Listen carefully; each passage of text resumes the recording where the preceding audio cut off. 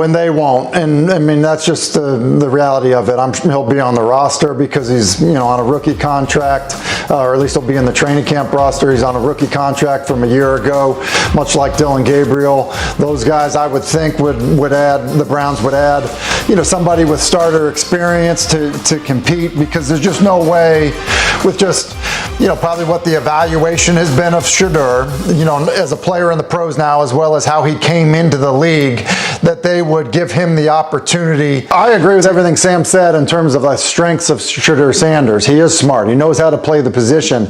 I think where it gets really tricky is, like, you're talking about rarefied air when you're talking about drafting a guy at the top of the draft. And look, he just is not as physically talented as you would like to see. I mean, it sounds crazy considering he's Deion Sanders' son, but that's just the case. And so, look, my comp on Shedeur Sanders has kind of been in that Andy Dalton range. People have compared him to Kirk Cousins. Look, those are compliments. Both of those guys have thrown for over 250 touchdowns through their NFL career. Both of those guys have led teams to the playoffs. But, when you're talking about the top half of round one, look, again, you're looking for elite traits. And they doubted him. Then he walked into the Pro Bowl and flipped the entire narrative. Rookie quarterback Shedeur Sanders steps in after an interception, pressures sky high, red zone collapsing, and he fires a laser to the back corner of the end zone. Eyes fake right, defense bites, ball snaps left, touchdown. That throw wasn't luck, it was control, against veterans on a national stage, and that was only the... All right, so here's the stat everybody throws out there. Colorado 1-7 against top 25 with Shedeur as the quarterback, so he must not be very good. So how relevant is that stat for you? That I don't care about as much as I care about, what did you do for the people around you, right? So did Travis Hunter make Shedeur Sanders better? Or the other way around. I remember watching Brandon Whedon play at Oklahoma State, and he had these good receivers, year after year. I think it was if my memory is correct, it was first it was Des Bryant, then it was Justin Blackmon. It was these guys that were good receivers, and it was kind of feel like they're making him better than he is. That would be my concern more so than, the win-loss, against top teams. Because, look, sometimes, you just might have a defense that isn't good enough to stop the team that you're playing. And that's why I say what I do about Cam Ward. Look, I've called Miami games previous 5 years.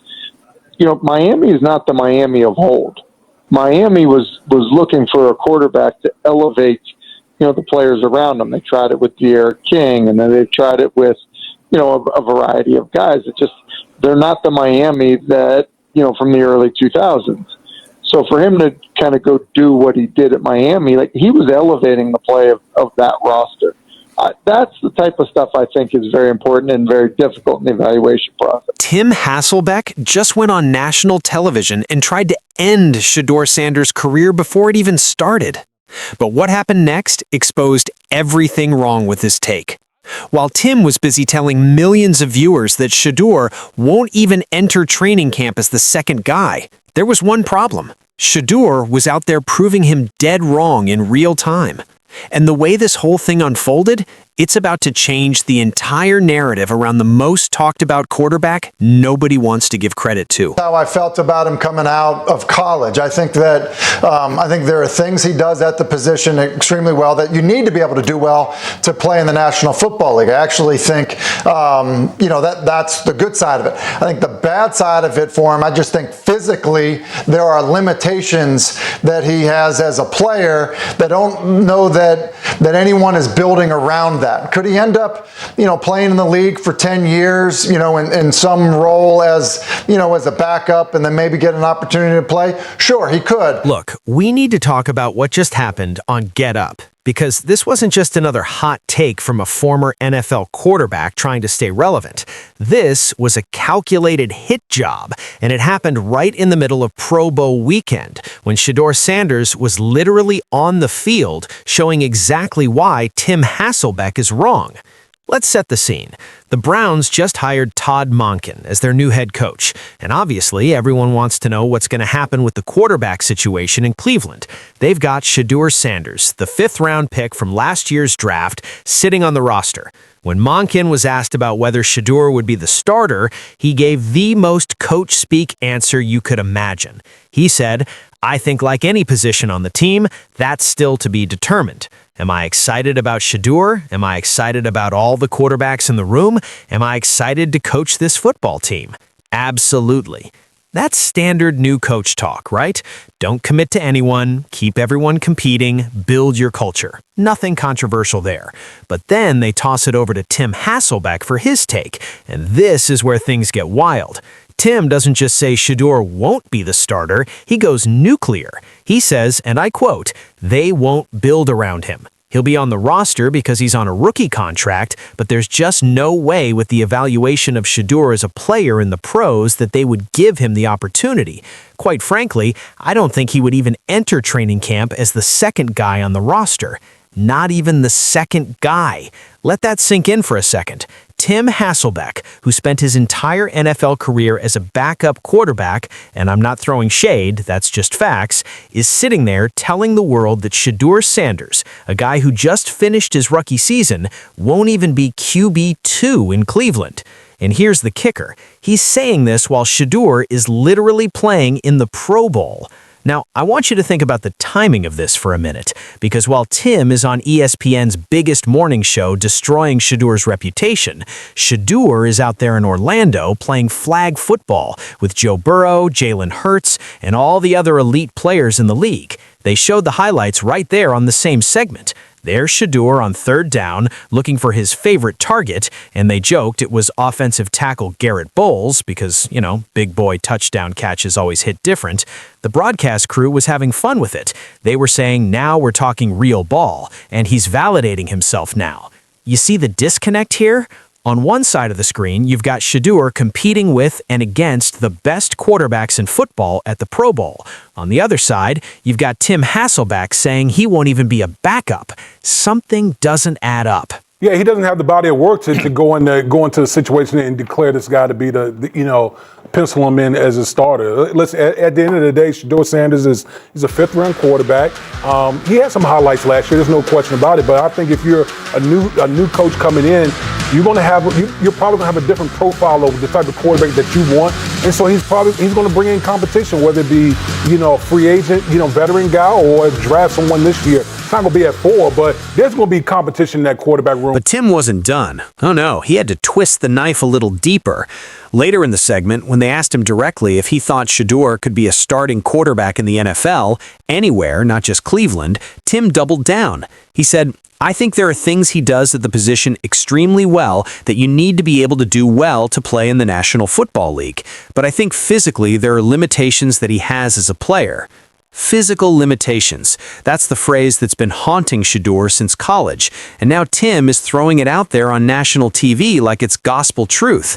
And then he goes even further. There isn't a single team of the 32 that would look at him right now and be like, "Yep, I want to build around that guy." That just is the reality of who he actually is as a player and how he is viewed, quite frankly, consensually around the league. Consensually around the league? Tim is claiming that every single team in the NFL agrees that Shedeur Sanders isn't starter material. That's a massive claim. And here's where we need to pump the brakes and ask some real questions. First of all, if that's true, if every team in the league agreed Shedeur wasn't worth building around, why did the Browns draft him in the 5th round? You know how many quarterbacks get drafted every year? Not that many. Teams don't waste draft picks on quarterbacks they think have zero chance of developing. The Browns could have used that 5th rounder on literally any other position if they truly believed Shedeur had no future. Second, let's talk about this physical limitations narrative. What are we really talking about here? Is it arm strength? Because if you watched any of Shedeur's college tape, the guy can sling it. He's not Patrick Mahomes throwing no-look passes across his body for 60 yards, but he's got more than enough arm to make every throw you need in the NFL. Is it size? He's 6'2", 215 pounds. That's literally the same size as Drew Brees, who won a Super Bowl and is headed to the Hall of Fame. Russell Wilson is 5'11" and had one of the greatest stretches any quarterback's ever had in this league. So what physical limitation are we actually talking about? Here's what I think is really going on, and this is where it gets interesting because it ties into a much bigger conversation about Shedeur Sanders that nobody wants to say out loud. Shedeur came into the league with a target on his back.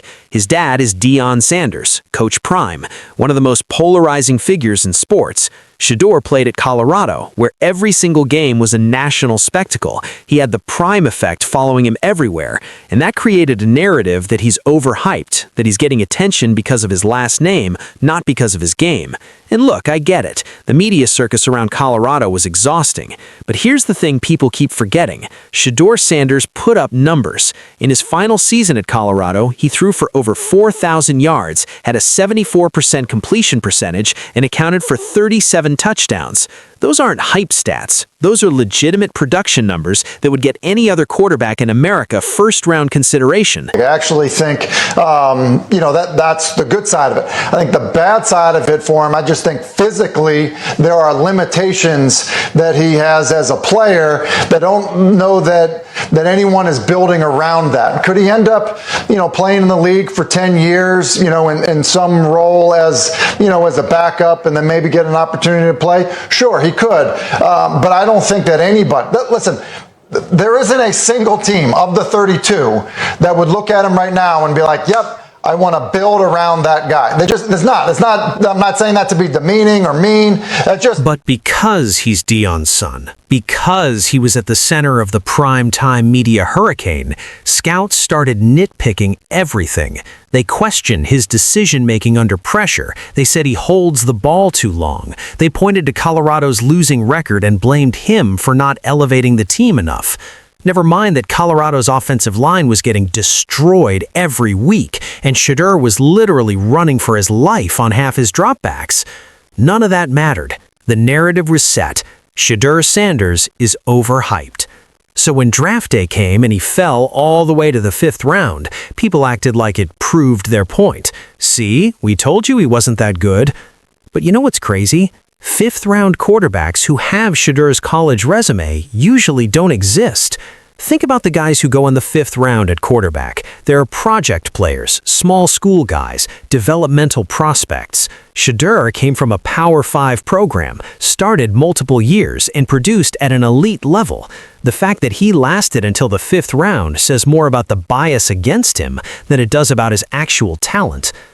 Now, let's get back to Tim Hasselbeck's comments, because this is where the hypocrisy really shines through. Tim said the Browns will add somebody with starter experience to compete, and that Shedeur probably won't even be the second guy. But isn't that exactly what every team does with young quarterbacks? The Chiefs had Patrick Mahomes sit behind Alex Smith his rookie year. Jordan Love sat behind Aaron Rodgers for 3 years before he got his shot.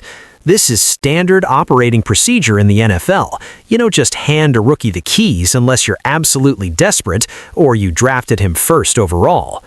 So why is Tim framing this like it's some damning indictment of Shedeur specifically? Every young quarterback has to compete. Every young quarterback has to earn their spot. But Tim is acting like the Browns bringing in competition means they've already given up on Shedeur. That doesn't make sense. If they'd given up on him, they'd cut him or trade him. But they're keeping him on the roster, which means they see something worth developing. And let's not forget what Damien Woody said in that same segment, because it's important context too. Woody, who actually played for the Patriots during the dynasty years, said, "At the end of the day, Shedeur Sanders is a 5th-round quarterback. He had some highlights last year, there's no question about it. But if you're a new coach coming in, you're probably going to have a different profile over the type of quarterback that you want." Notice the language there. Woody acknowledges Shedeur had highlights. He's not saying the guy can't play. He's saying Todd Monken, like any new head coach, is going to want to evaluate everything and bring in his own guys. That's reasonable. That's honest. That's not the same as what Tim Hasselbeck said. Because Tim went out of his way to bury Shedeur. He didn't just say the Browns will bring in competition or Shedeur will have to prove himself. He said no team in the league would build around him. He said Shedeur has physical limitations. He said this is the consensus view around the NFL. That's not analysis. That's character assassination. And here's the beautiful irony in all of this. While Tim Hasselbeck was sitting in a studio trying to convince America that Shedeur Sanders doesn't belong in the NFL, Shedeur was in Orlando playing in the Pro Bowl. You know who else was there? Joe Burrow, Jalen Hurts, Dak Prescott, Jalen Warren, Jamar Chase. These are the best players in football, and Shedeur was right there with them on the same field. Or whatever, that Dylan Gabriel is part of this equation. I think it just kind of adds up to we all feel that was a Kevin Stefanski pick. It seems pretty obvious. And if he doesn't really fit what Todd Monken wants to do fully, and you feel like there's more juice provided by Shedeur Sanders, which I think was evident in the way that he played with the offense versus the way Dylan Gabriel did, then why, like, what purpose does he serve to sort of be here? So it's hard to convince Andrew Berry to give up on his own draft picks, but if that was truly a Kevin Stefanski pick, he'd probably be more inclined to make a change and just try to trade him for whatever he can get. Now, I know what you're thinking. It's just the Pro Bowl. It's flag football. It doesn't mean anything. And you're right, the Pro Bowl itself doesn't prove Shedeur is a franchise quarterback, but it does prove one very important thing. The players respect him. The league respects him. You don't get invited to the Pro Bowl if your peers think you're a scrub. You don't get reps with Joe Burrow and Jalen Hurts if the other quarterbacks think you don't belong. So when Tim Hasselbeck says the consensus view around the league is that Shedeur can't play, maybe he should ask the actual players what they think. Because from where I'm sitting, it looks like the consensus view is a lot more complicated than Tim wants to admit. Here's what I think is really happening. Todd Monken comes into Cleveland with a 5-12 roster that's been a mess for years. The quarterback situation is a disaster. They've got Shedeur, who's young and inexperienced, and a bunch of other guys who didn't move the needle last season. Monken knows he needs to compete at that position. He's going to bring in a veteran, probably somebody who's started games before, and he's going to let everybody battle it out in training camp. That's smart coaching. But here's the part Tim Hasselbeck is missing. Bringing in competition doesn't mean Shedeur can't win the job. If anything, it's an opportunity for Shedeur to prove all the doubters wrong. And trust me, after everything he's been through, the skepticism in college, falling to the 5th round, now having former NFL players question his physical tools on national TV, Shedeur has plenty of motivation to prove people wrong. You want to know what I think happens? I think Shedeur walks into that quarterback room, studies the playbook like his life depends on it, outworks everybody, and forces Todd Monken to take him seriously. Maybe he doesn't start week 1, maybe he spends the first half of the season as the backup, but by the end of year 2, don't be surprised if Shedeur Sanders is the starting quarterback in Cleveland, and Tim Hasselbeck is eating his words. Because here's the thing about Shedeur that nobody wants to acknowledge. The kid is tough. He's been doubted his entire life. People said he only got recruited because of his dad. Then he proved them wrong at Jackson State. People said he couldn't handle the Power 5 level. Then he put up monster numbers at Colorado behind one of the worst offensive lines in college football. People said he'd never get drafted. Then the Browns took him in the 5th round. And now people are saying he won't even be a backup. At some point, you've got to stop betting against this kid. He's proven doubters wrong at every single level. Why would the NFL be any different? So let's circle back to Tim Hasselbeck's comments one more time, because I want you to understand the bigger picture here. When Tim says there isn't a single team that would build around Shedeur, he's not just evaluating Shedeur as a player, he's perpetuating a narrative that's been following Shedeur since the day he stepped on campus at Colorado. And that narrative is dangerous because it ignores everything Shedeur has actually accomplished on the field. The reality is this: Shedeur Sanders is a young quarterback with legitimate tools, high-level college production, and the mental makeup to succeed in this league. Does he need to develop? Absolutely. Every 5th-round pick needs to develop. Does he need to prove he can handle NFL speed and NFL defenses? Of course. But writing him off before he's even had a real chance to compete for a starting job, that's not analysis. That's bias. And you know what the best part about all of this is? Shedeur doesn't need Tim Hasselbeck's approval. He doesn't need the media to believe in him. All he needs is one team, one coaching staff, one opportunity to show what he can do. And when that moment comes, and it will come, people like Tim are going to have to find a new narrative. So here's my question for you. Are we really going to sit here and let a career backup quarterback tell us that one of the most accomplished college quarterbacks of the last 5 years doesn't belong in the NFL? Are we going to ignore everything Shedeur has done just because his last name is Sanders and he didn't go in the 1st round? Or are we going to give this kid a fair shot and let his play do the talking?